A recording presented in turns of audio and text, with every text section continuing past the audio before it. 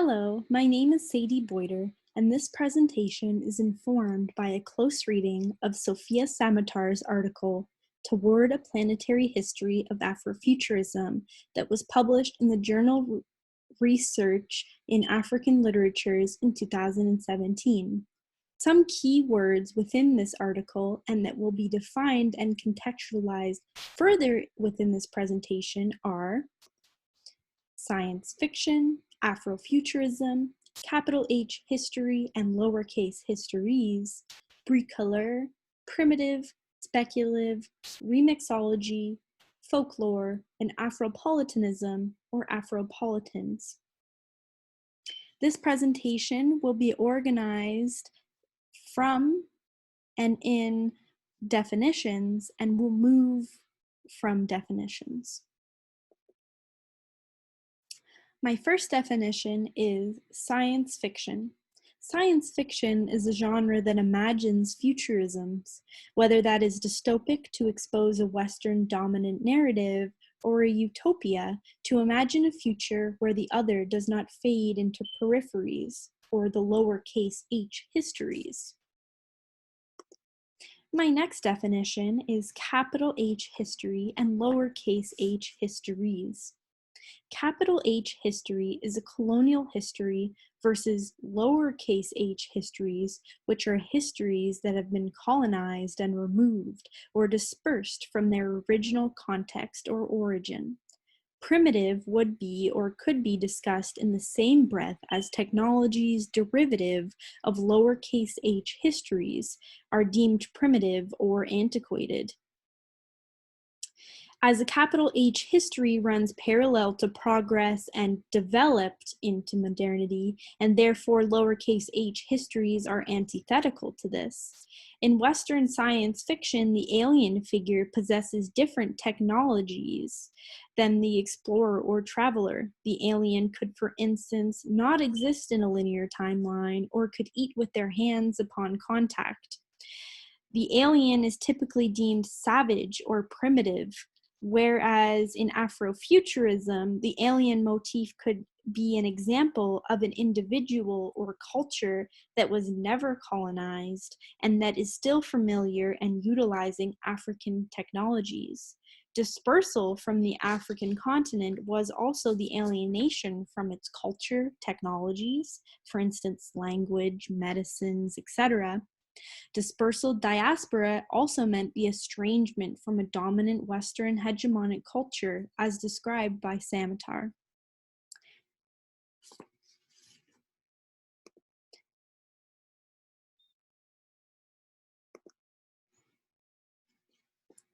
My next definition is remixology. Hello.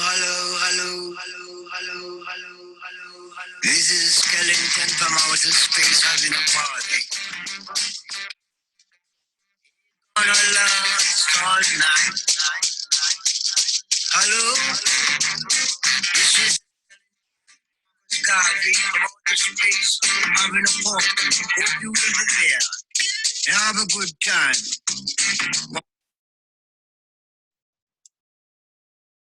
Remixology is associated with artists like Parliament Funk, Sun Ra, and Lee Scratch Perry, in which I just played. These artists imagine futures through sound. They are remixing histories and generational trauma, so to speak, through sound and musical storytelling. Music is a technology that collects sounds and stories from the past and imagines Afrofuturisms. Music is a time-traveling modality, and to quote Samatar in John Coney's 1974 film Space is the Place, which stars Sun Ra, the musician's character travels back in time, seeking to transport African Americans to a peaceful space colony through music. My next definition is bricoleur. Bricoleur is repatriated back to Afrofuturism from anthropology within Samatar's text to characterize resilience and inventiveness. As noted in the article, bricoleur was originally implemented ethnocentrically in the text The Savage Mind by French anthropologist Claude Lévi-Strauss, as a counter-narrative to The Engineer. Bricoleur was a primitive or savage designation to discredit Afrocentric technologies. The bricoleur as Samatar, John Akomfra, and Edward George's notion of data thief sees or makes histories malleable. The bricoleur's technology or medium is time, past, present, and future, and works within a narrative to reclaim buried histories, as noted by Samatar. My next definition is Afrofuturism. Afrofuturism has been equated to the diaspora, but not as a whole. As whole, it has in some cases only been used to define and tell an African American story. Yet Afrofuturism is Pan-African, meaning that it exists both on the continent and reaches its peripheries and diasporas. As Salmatar explains, all Afrofuturisms distrust models of progress and development, prizing instead time-traveling leaps, sidesteps into alternate universes, and the reanimation of history. They are reimagining histories to be favorable for Black bodies, to be a place where they can exist without the anti-Black racism of past, present, or future. My next definition or point is speculative. Speculative, as defined by the Cambridge Dictionary, is a type of story or literature that is set in a world that is different from the one we live in, or that deals with magical or imagined future events. In relation to the article, speculative could mean an Afrofuturistic timeline, one where Western and Eurocentric modalities are not pervaded by anti-Black racism, and where Afrocentric technologies are implemented into a universal consciousness.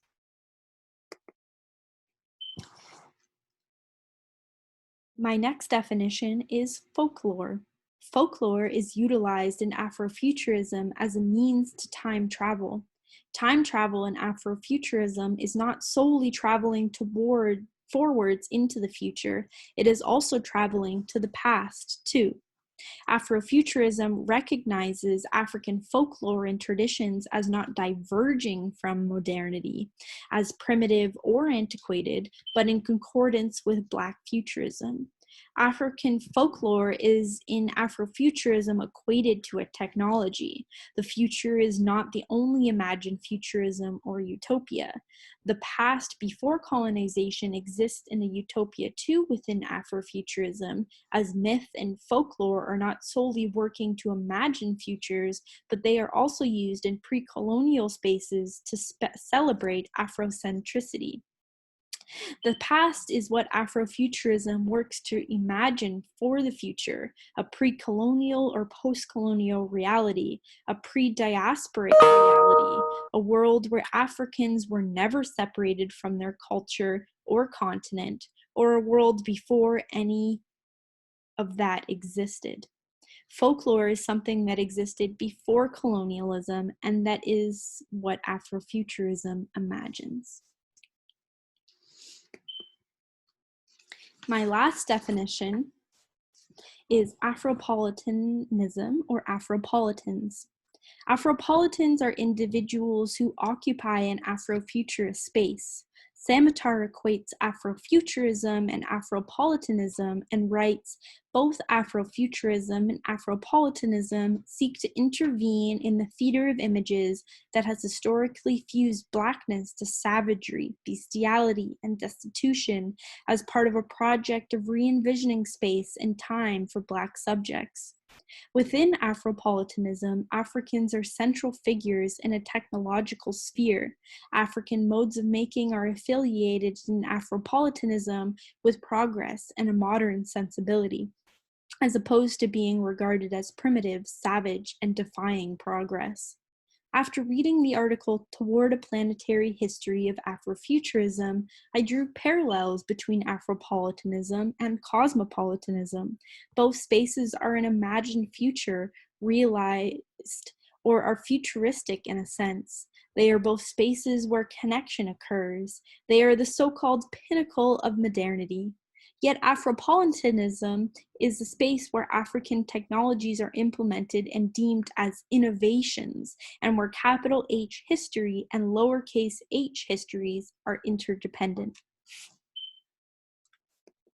Lastly, I would like to ask 4 questions. These 4 questions arose from reading the article. How do imagined futures, speculative fiction, in a Western canon function differently than Afrofuturism's utopias and dystopias? What does an Afropolitanism look like or function as to you? Does an Afropolitanism disregard some African experiences? Or is it possible to have a space that is utopic for all Black bodies? What are some examples of African objects that were in the past regarded as technologies that are now deemed as artifacts, devoid of a purpose and not associated with progress? Was the science fiction terminology alien used initially to describe the other? Thank you for listening to my presentation.